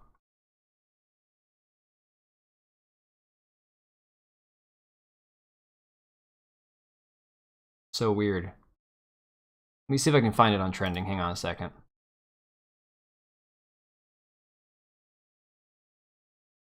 I'm sure it was deleted, absolutely.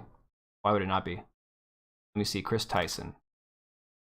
Funny thing is, I nothinged Mr. Beast. I had no big deal with Mr. Beast. I had no beef with what he was doing. I thought, okay, well, the guy's making money and giving away money. Like, whatever. People that were freaking out about it, I couldn't care less. But bids that go hard. Hang on. No, not him.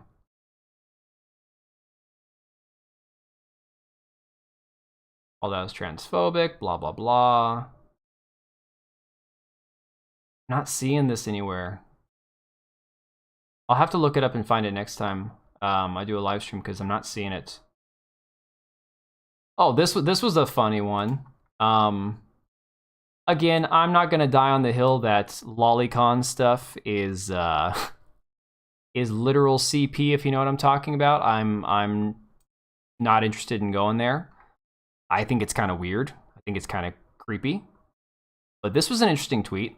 Pretty sure he deleted this one. Just saying, that's kind of interesting. Let's see. Where else? Was the video on Twitter? Was it linked on Twitter somewhere?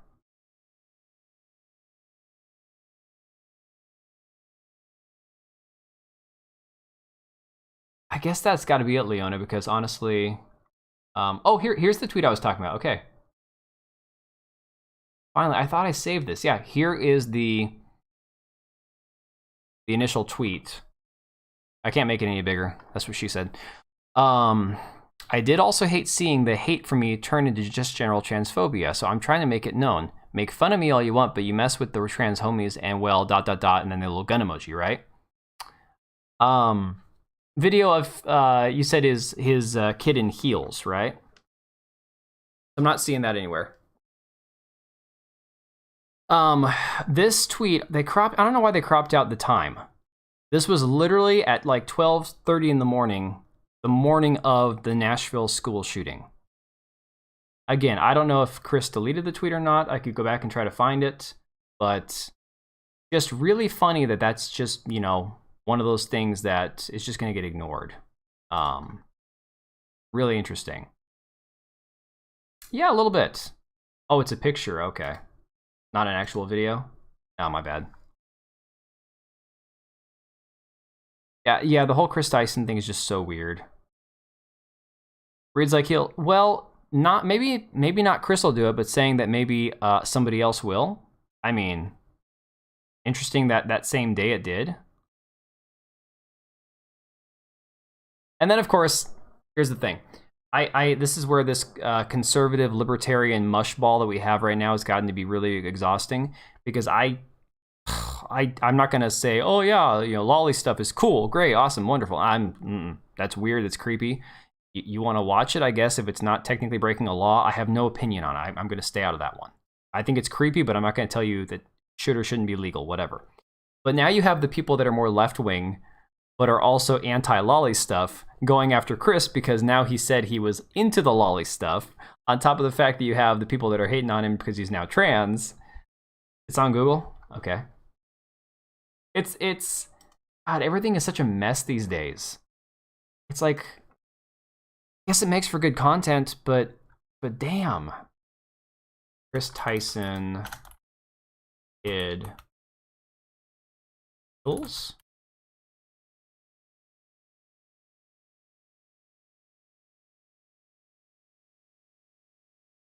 Problem is, I don't know what I'm looking for.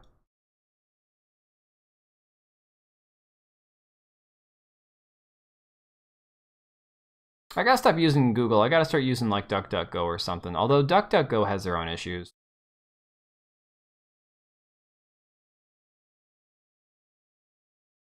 Chris Tyson puts kid in heels? I don't know.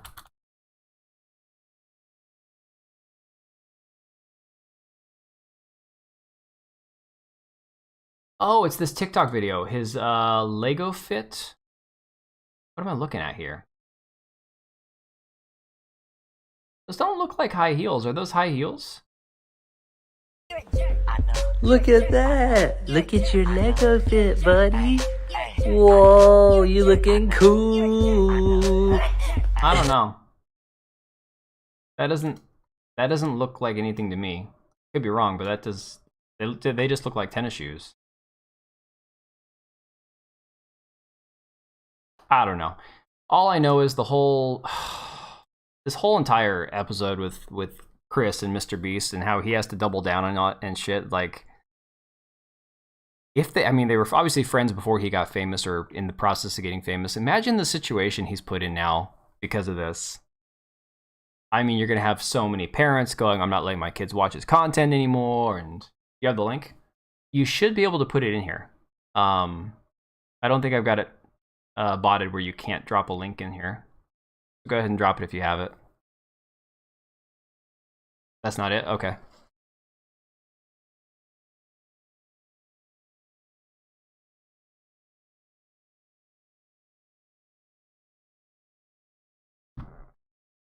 At least you should be able to drop a link. And if not, I'll just search for it again. This shit in Chicago is insane.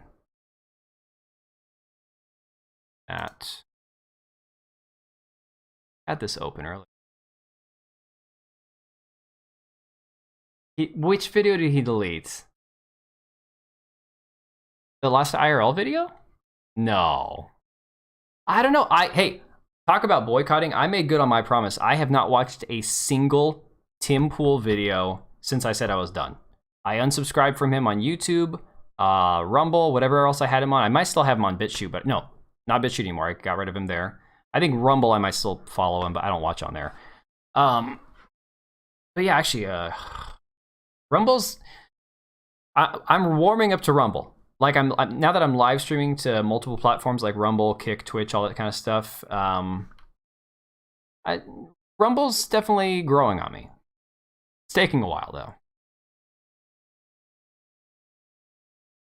But yeah, honestly, I do not know. Let me see here. What is going on with this anyways?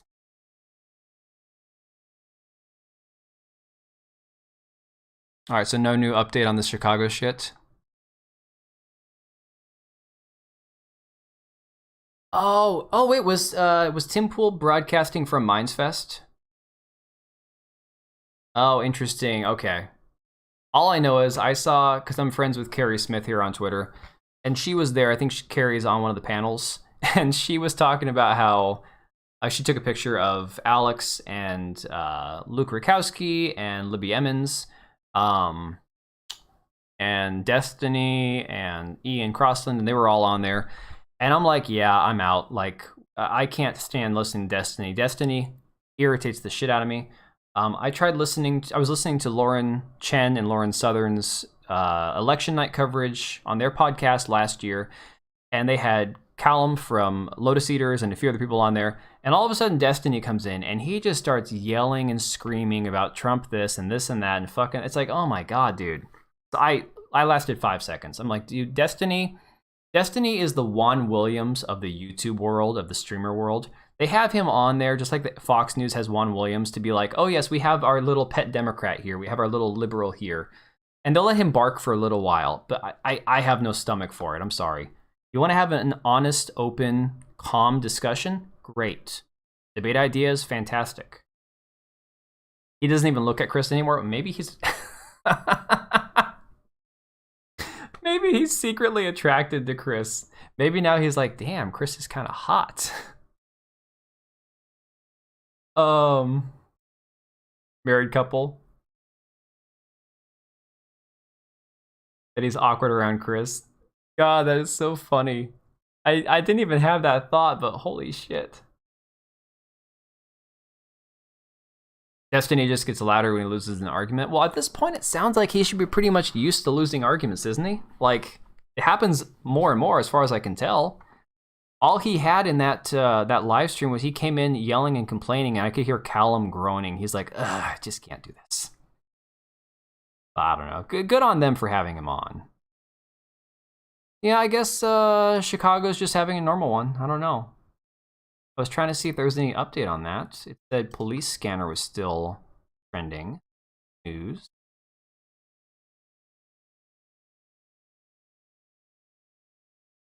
Well, you know, let's cap it off with oh god.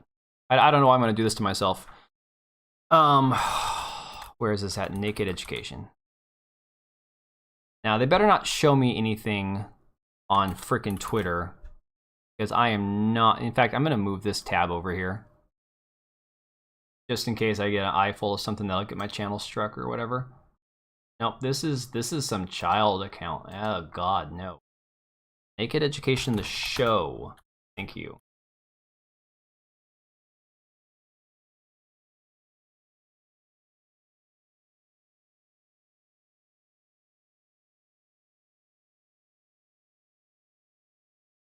Come on, somebody needs a link to an article. Ooh. Okay, well this will work. This is a show on. I get the whole tweet. Thank you. All right, so hold up a second. Okay, I'll give you a little bit of the backstory. I don't have a link to a full article on it or anything. Basically, the story is, in Denmark, there's a few programs designed towards children that have children as young as 10 and 12 being shown naked adult bodies in front of them in like a classroom to educate children on what the human anatomy really looks like, because they're worried children are getting this glamorized idea about the human body and blah, blah, blah, all this other crap. Okay. So what we have now is this has trickled over into several other Scandinavian countries and the UK.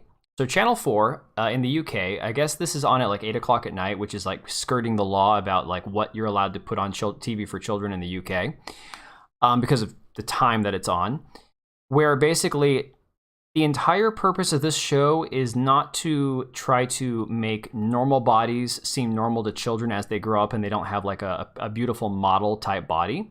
It's to sneak in some transgender people for the children to look at. Like, not even kidding. That was the entire purpose of the show. Destiny's a cuckold. He's okay with his girlfriend cheating on him on the Pearl Davis podcast. Oh my god. Gross. Gross. Alright, so I'm just going to play this. This is only 43 seconds, so this better be blurred, is all I'm going to say. Oh, where's the sound? Oh, come on. Really? Let me see. Maybe I muted it. Okay, here we go. We got it. As teenagers, you're always thinking, I'm so fat. There have definitely been times that I've looked in the mirror and hated what I see. This is a baby step to becoming more accepting of who you are. Being naked is not a bad thing at all. 0, please. Please blur it out. Please blur it out. I think it's time that we see what real male bodies look like. Whoa, naked men. Right, so right here, they say, we want you to know what real male bodies look like. Okay? So that's a man, apparently. I can't verify. I'm not going to go looking any further. But apparently that's a man. And so the entire purpose of this show, supposedly, is to teach children that not everybody looks the same naked. Okay? That's a man, yeah. And so this is now something that has caught on in several countries. Do not be shocked when it shows up here, okay? It has literally received 1,000 complaints or more to Ofcom, which is the, I guess, the moderating, the governing body that covers like moderation for public TV and stuff. Well, kids don't need it, but they talked. Okay, so I wish I had the clip from the Lotus Eaters, because one of the guys, Connor from the Lotus Eaters, had a discussion on GB News over in England with somebody who was on this program. They said it was a man who had transitioned and had detransitioned, or had kind of like not. I don't know. The story is, it's a dude. Okay, this is a dude. He's got a very feminine face. He was on Instagram with the feminine filters and stuff, but it's a biological man, and I believe he now identifies back as a man. But he was on the show, this big fat British guy, with his twig and berries out, claiming that basically the purpose that he had for being on that show was that, well, you know, kids are going to have these unrealistic opinions about bodies anyways, because, well, you know that they're watching pornography. You know that they're seeing stuff on Instagram, and they see the models, and they see these unobtainable bodies. And so this is going to present to them something that tells them, well, this is okay to look this way, right? So this guy from Lotus Eaters, Connor, he asked him, okay, by your logic then, if they're going to be watching sexually explicit material with unrealistic looking people, wouldn't it just make more sense for two adults who are average looking people to come in the classroom and have sex right in front of them? And the guy didn't say no. He's like, well, you know, they already know what it is. They already see it all the time. Oh yeah, Lohan, I'm 100% agree. But the man actually admitted, he never denied that people shouldn't engage in sexual activity in front of children to teach them. He would not say, no, we shouldn't do that. They then showed an interview that he had with GB News behind the scenes about this program, where he said himself that he never would have realized he was transgender had it not been for programs like this. So you tell me if it's being hardwired into impressionable children or not. The person said, I never would have known if not for programs like this. Think about that. You take an impressionable young mind that's asking questions about their body, that's uncomfortable with the changes going through puberty, and all of a sudden you present all these other alternative realities they can live in, especially the ones who are suffering from other mental conditions. Yeah. it's like the quiet part. They're not just like saying it out loud; they're screaming it out loud, and nobody even cares anymore. I mean, we care, but look at what the politicians are doing. This bill for California, this bill for my fucking state here. And I love living here. We have beautiful summers. Yeah, it rains a lot. It's cold and wet this time of year. It sucks, especially when you have kids in baseball. But you know, it's beautiful. The scenery is great. A lot of wildlife. It doesn't ever get too terribly hot. You know, we might have a couple days where it's above 95, maybe 100 in the summer. Very rarely. But like, I'm not going to be able to live here much longer. The way that the whole country is going, that you have states that are moving towards freedom and states that are moving towards this. And this is not freedom. This is complete indoctrination into an ideology. So it's absolutely bonkers. Ugh, yeah, sorry to scar you guys with that, but I saw it, so now you saw it too. You had to see it. Yeah. It's pretty awful. I think we're going to leave it with that too. I think we're going to call it a night with that, unfortunately. I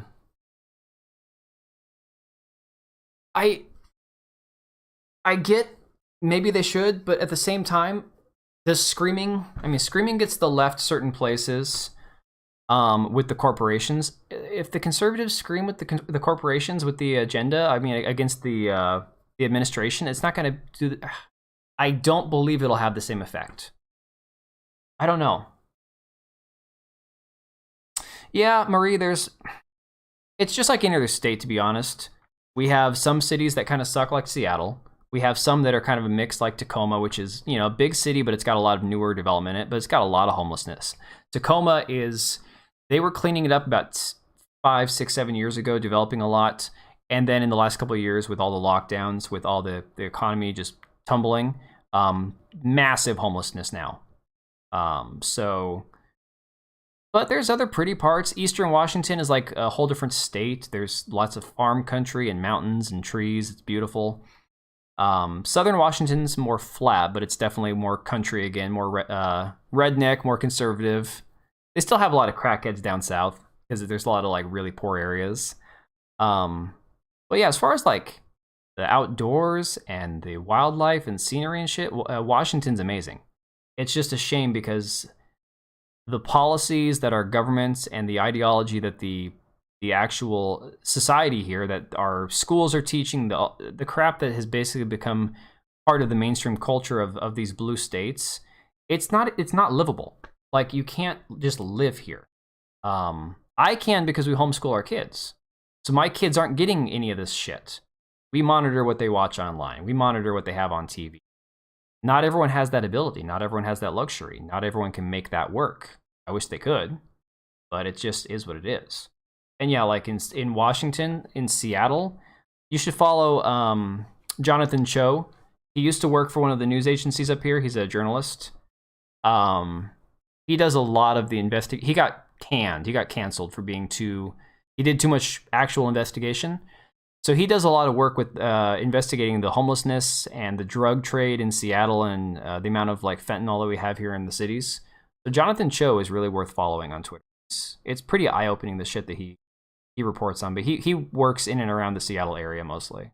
So, all right, guys, I'm gonna call it a night. I gotta get some sleep. I wanted to actually be productive tomorrow, so hopefully I'll have a couple of videos out in the next few days here. In the meantime, if you guys are on Rumble, I am on Rumble. Links are down in all the videos I have. Links are in my link tree. Kick, Twitch, Rumble, BitChute, Odyssey. Just in case, for whatever reason, YouTube eventually like kicks me to the curb, because I know somebody that I know that has a small YouTube channel, she just got a strike for talking about the trans stuff. Now, I don't know what she said. I don't know how much worse what she said was than what I've talked about tonight. But, you know, they'll eventually get all of us for talking about it, just for expressing a different opinion. So if you have any of those alt-tech platforms, I suggest definitely give me a follow on any of those, just to be safe.